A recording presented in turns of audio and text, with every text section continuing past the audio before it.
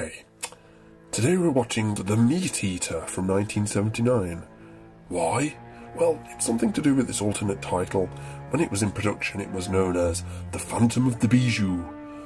Not quite sure why, because the cinema in this movie is called The Crest, so that title doesn't make sense. Although, to be fair, the title of The MeatEater doesn't make sense.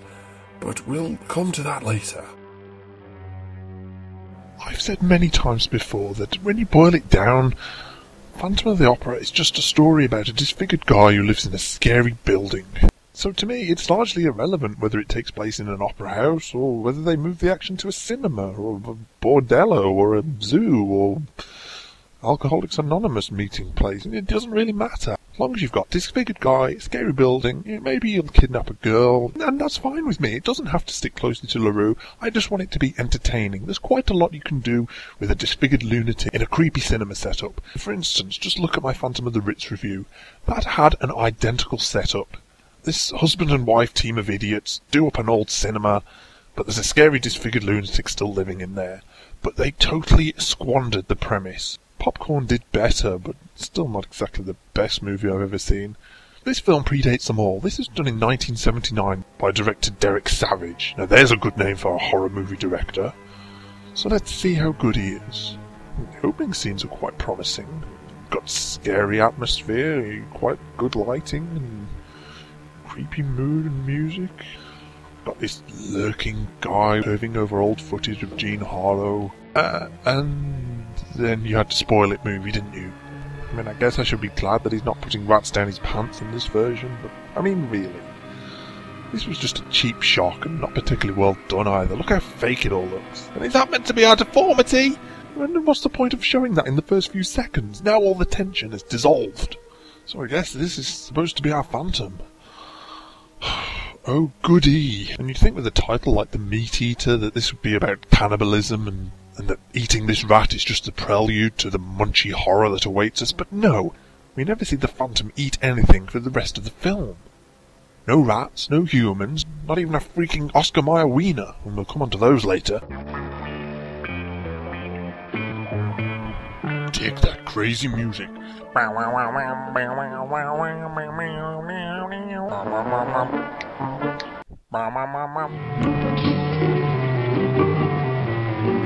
The soundtrack is ass.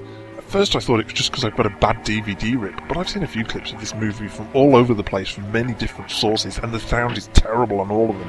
Dan, I'm home. I'm in the kitchen, honey.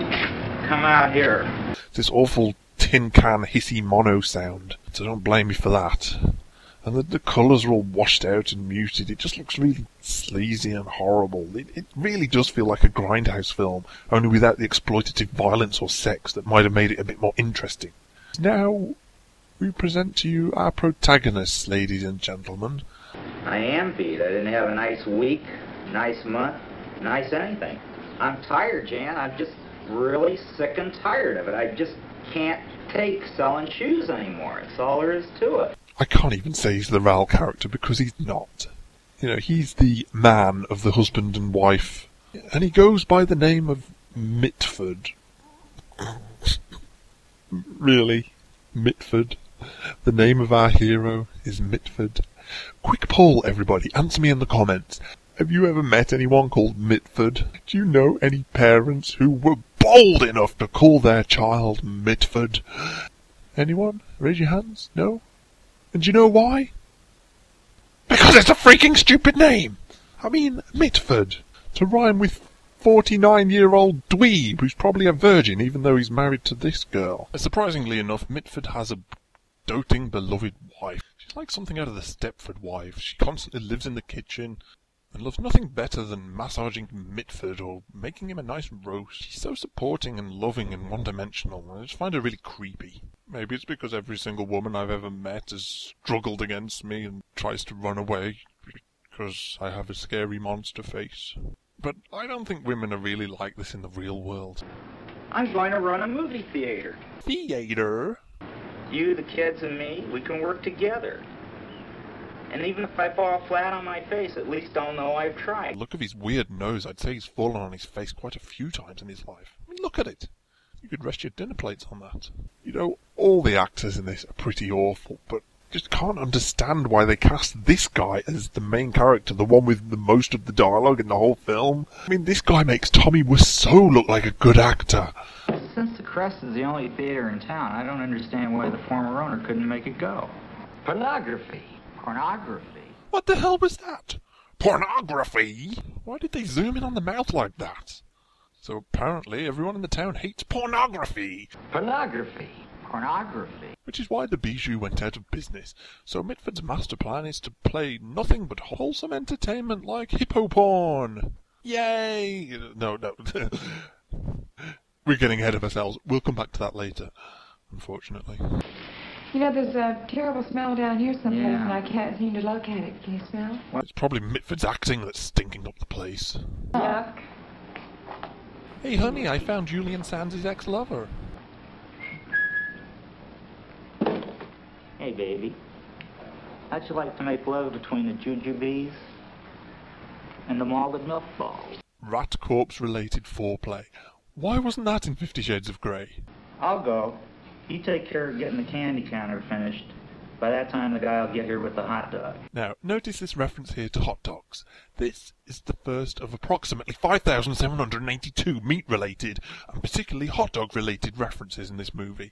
This has the most product placement I have ever seen. All the people in this movie ever talk about is meat and cooking meat and eating meat and hot dogs and the nutritional content of hot dogs and how they'd like to be an Oscar Mayer wiener. Oh, I wish I were an Oscar Mayer weenie. It really gets in the way of the movie. Anyway, Jan walks past these product placements a few times to investigate a scary noise. Now, I'll give this movie something. It does at least attempt to make the building seem scary, which is far more than Phantom of the Ritz did. But it's still cliched and awful. Oh, look out! He's Coca-Cola! I mean, he's behind you!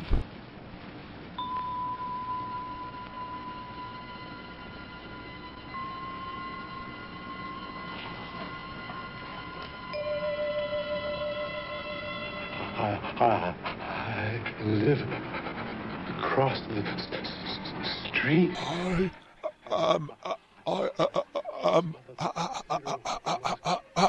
Acting. Husband and I just spotted it, and we're starting to open it again. It'll be open in a couple of days. We'd really like for you to come. No. No.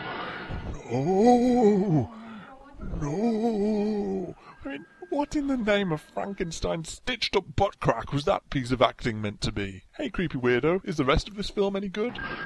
No. I thought not. Mitford holds an interview for a new projectionist, but it seems Raymond here is far more interested in the cans on Mitford's daughter Jeannie than on film cans, if you know what I mean. Oh, I've spent a lot of time in movie theaters. Projecting? Mostly watching. I see. I like this character. He's the only one close to being funny or interesting. How long should we give him before he's killed? So, this wholesome town that's dead set against pornography Pornography. Pornography. apparently is so starved of entertainment that they turn out in droves to see Grizzly Safari, which actually sounds like a pretty cool horror film. You know, sort of thing where maybe some bear trackers go into the woods and then someone keeps stealing their picnic baskets and turns out to be this big grizzly bear that bites off their limbs and rapes the ranger before he dies. But according to the placard, this is a wholesome family movie. Although movie may be a very poor description. Try collection of random animal stock footage. Anyway, Raymond makes real hash of projecting this epic and the audience gets all mad. Hey, I was being educated. Educated might not be the right word either, because this has got the strangest narration that I've ever heard. All of the big and little creatures cavorting on God's big, bad playground. But as the sands of time brought change and prosperity, so did they bring an ever-increasing need for food. Grass and twig eaters eventually had to yield to the carnivores, the meat eaters. They had the right of way now, and the food chain grew and grew until it got bigger even than McDonald's. geez, would you get a load of the tongue on that little nipper? Just like a slingshot. What are all these morons laughing at? It wasn't that funny. The slimy crocodile casually knifes an unsuspecting baby seal. Whoa, stop. First of all, why couldn't I see that bit of footage? Because I'm telling you, crocodiles do not live in the Arctic, or baby seals don't live in swamps. Either way, these two never meet outside of a zoo jailbreak. On the high ground, a wildebeest and a black mountain gorilla wrestle like two lovers dancing a wild tango of annihilation. Gorillas don't eat wildebeest. What am I saying? Gorillas don't eat meat, full stop. I know every single living, breathing thing that wanders into frame of this product placement masquerading as a movie has to eat meat. But I'm telling you, gorillas do not eat meat. And even if they did, I'm pretty damn sure they wouldn't eat wildebeest. Thankfully, the Phantom can't cope with the zoological inaccuracies in this movie and screws around with the projector power supply and electrocutes the projectionist. What now? The rest of the movie's not on. That idiot! Who's this girly-faced Muppet boy, you may ask? Apparently it's the son of Mitford, who's equally dweeby as his father.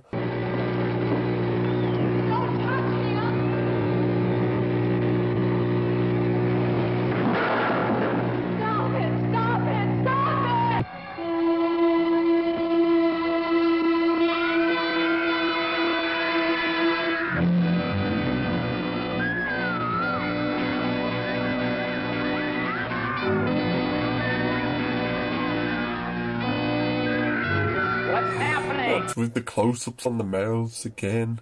I wonder if this is some attempt to call to mind the imagery from the Chaney movie where Joseph Bouquet's found hanging, or maybe even the Herbert Lom version where the stagehand is revealed to the audience, but no, I doubt it.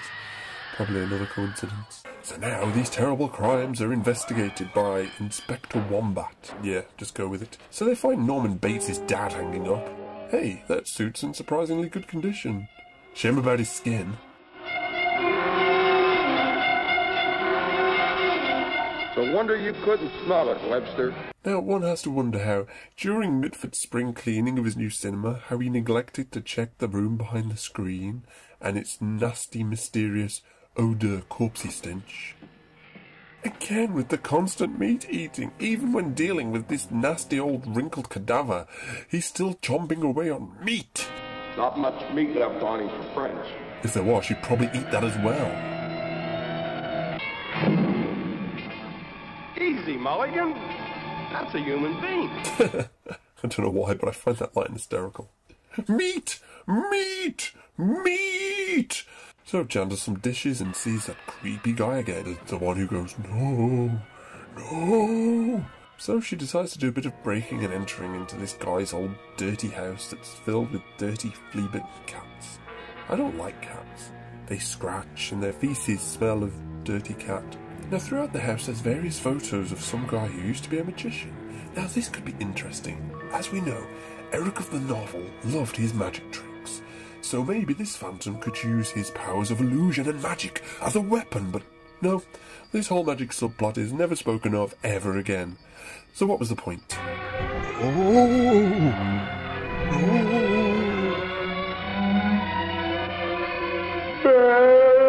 The two of us need look no more. Ooh, what could be in here? Stop the pigeon, stop the pigeon, stop the pigeon, stop the pigeon. And then suddenly, pong! Remember that, folks? That was some high-tech sci-fi back in the day. Hi. Oh, it's you. Hey, look at her t-shirt.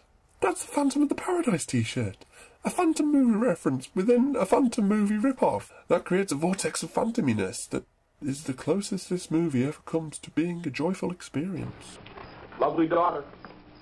Gee, got her mother's looks and my brains, I always say. What you eating, Mitford? Meat, perchance? We're just having dinner, Lieutenant. Would you care to join us? And what could you possibly be having for dinner? A nice salad, perhaps? Jan cooks a mean roast. Oh, of course it's a meat roast. The pacing of this movie is all screwed up. I mean, look how much time is spent just on making a cup of coffee. How do you take it? Black. 4 sugars.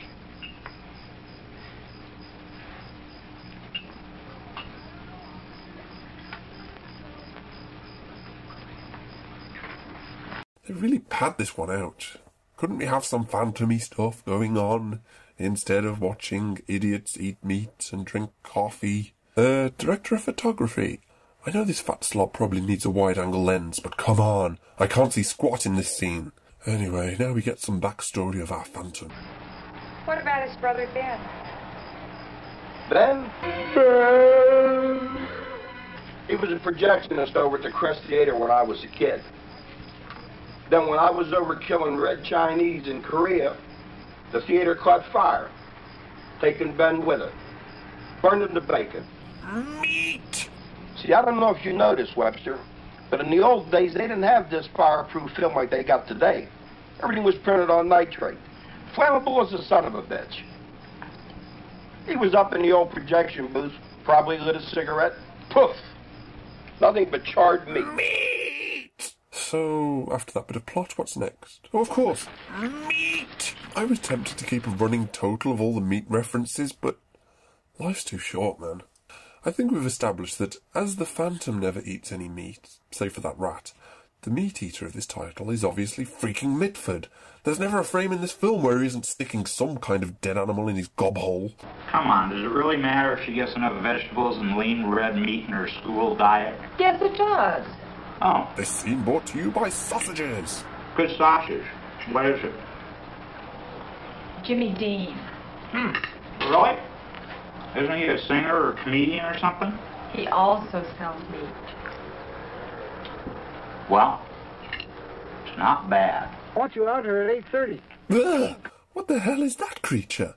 That's the most terrifying thing I've seen in the movie yet. Looks like the love child of Rick Moranis and Julian Sands' wig. Hey, those Frankfurters really look good, don't they? Do you like one? Well, I really shouldn't, but maybe just one. Meat! You know, we only serve the finest pure pork wieners here. Mustard? Hey, kids.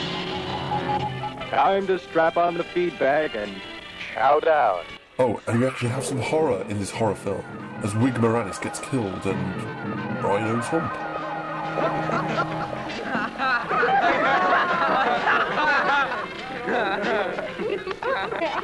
This might be the weirdest thing I've ever seen.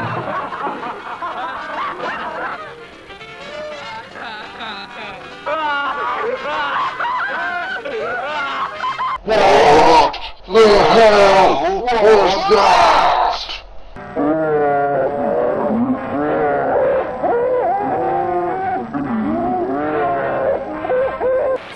Lone hot dogs. protection rackets flourish in this Machiavellian character.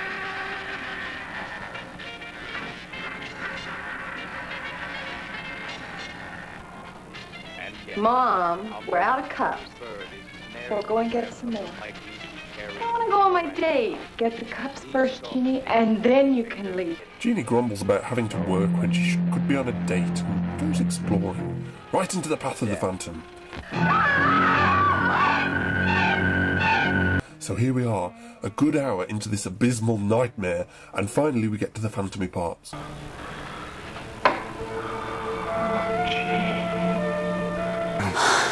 You female smell. So we're going to get some good phantomy stuff now? No, we're going to go back to watching people eat meat again. Awesome, Mom. Pure pork wieners are sure good. And they're full of vitamins and minerals, too. You lie! It's full of pig anuses, ani, whatever. No, we're looking for our son. He was supposed to meet us in the front after the movie. You know, he's probably still inside. I mean, some of the kids like to stay and see the show twice. Oh, seriously, kids in this town are so hard-pressed for entertainment that they not only watch Rhino humping the movie once, they watch it twice in a row. Okay, well, that's probably better than watching this movie, granted, but come on. Anyway, let's skip all this nonsense and get back to the phantomy parts. It seems the Phantom is under the delusion that Mitford's daughter Jean is actually Jean Harlow, or the reincarnation of her, or whatever. It's interesting that even in this trash we do see elements whether intentional or not, of previous versions. Of course, in the Claude Rains movie, there was the suggestion that, rather than some creepy father-daughter thing... Sitting there in the orchestra pit night after night and looking at Christine, Claudin probably fell in love with her. And so it is here that this projectionist, watching these Jean Harlow movies night after night, became obsessed with Jean Harlow. And, like the climax, the Phantom character fixates on the young person who he believes to be the reincarnation of his obsession. A theme which we would see repeat in the 1983 Maximilian Schell version. Now, I don't think for a minute that the creators of this garbage deliberately were referencing Claude Rains or the climax, but I'd like to think that subconsciously that maybe they might have been. In fact, some of the dialogue seems almost word for word lifted. It's beautiful here. You'll see. See? Didn't I tell you it was beautiful? You'll like it here. When it gets dark. You'll love it here when you get used to the dark. And you'll love the dark too. It's so peaceful. Quiet. It's friendly and peaceful. You'll sing for me now. Sing, Christine. Sing. Am I that ugly to you, Jean? It's not what's on the outside that counts. It's what's within. I must say that this Phantom is actually pretty creepy and pathetic. I wish the movie spent more time on him, instead of this. Oh, I wish I were an Oscar Mayer weenie. That is what I truly like to be. What more can I say about this? Just meat! Everyone would be in love with me.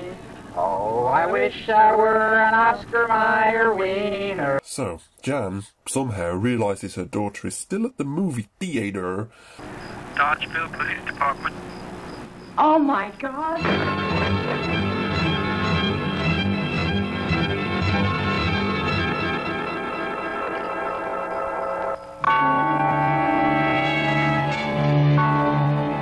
And we get more creepy moments with the Phantom.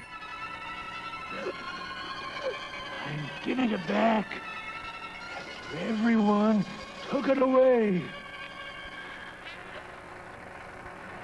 Kiss me, please. I beg you. Just a kiss, Jean.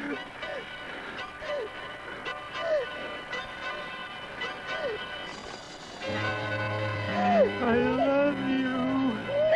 Jean.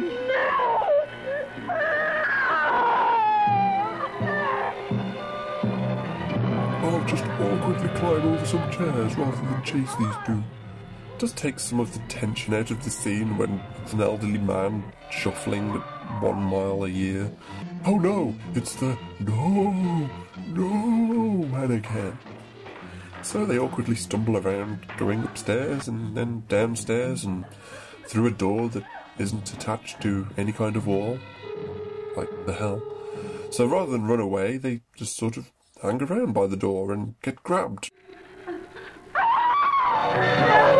The two of us need look no more. No man turns up and the two brothers face off on the roof. The no man begs for the movie to end. No more. Jean.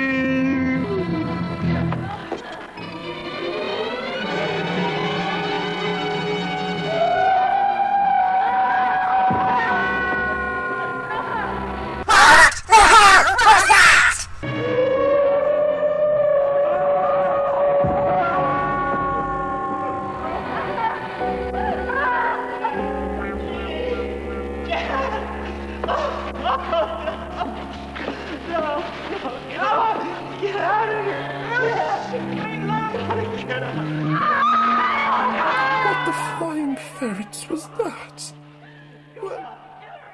I don't understand what the thought process was there. Oh, I'm so upset. Look, his brains are all over the floor. I need to touch them and feel them. Oh no! His brains are on my hands! And the movie ends with Mitford leaving his theatre to go back to his old life. Which seems to be a bit of a Phantom spin-off trope. I mean, in so many of these movies, these idiots keep running their business despite all the murder and mayhem, and as soon as the culprit is actually dead, they're like, screw this doo-doo, I'm moving. But maybe he was wise to, because who exactly is still living in the upstairs rooms watching Jean Harlow movies? Could it be the Phantom returned? Well, I doubt it, seeing as his brains are all over the floor and a good portion of his frontal cortex is wedged in this idiot's nail extensions. Maybe it's the brother gone insane, or insaner, and continuing the cycle. Will we get a sequel? Do we want one? No. Okay, I really want to know more about this movie. I mean, if you check IMDb, you get a few rumours and tidbits of information. This movie genuinely was financed by the California Pork Board. When I didn't even know a pork board was a thing. Thought it was a piece of wood that you used to chop sausages up, but what do I know? They're here to promote eating pork, I guess, but pork kind of does that by itself on account of being so yummy, so I don't know what you need a pork board for, but I'd like to think that Derek Savage was trying to make a decent horror flick. After all, the horror elements that are there are almost competently done. There's some good lighting, creepy music, and this awful dirty grindhouse feeling that you get from stuff like Texas Chainsaw Massacre. But, you know, I'd like to think that that was the intention, but he just ran out of money, so the pork board got involved and demanded a rewrite and deleting most of the phantomy scenes, replacing them with this inane nonsense, with this all-American family talking about how great meat is. But I'd like to think that, but on IMDb, a person claiming to be the director of this travesty posted an explanation, saying that he did set out to make an incredibly bad film. He said he tried to find the worst actors who would work for $50 a day. The director himself only made $300 for writing and directing this, so if that's true, then it's hard to be mad at this. If anything, I'm just mad that a fundamentally interesting premise, a creepy location, fairly scary and sympathetic Phantom, was utterly squandered by this film's obsession with meat and product placement.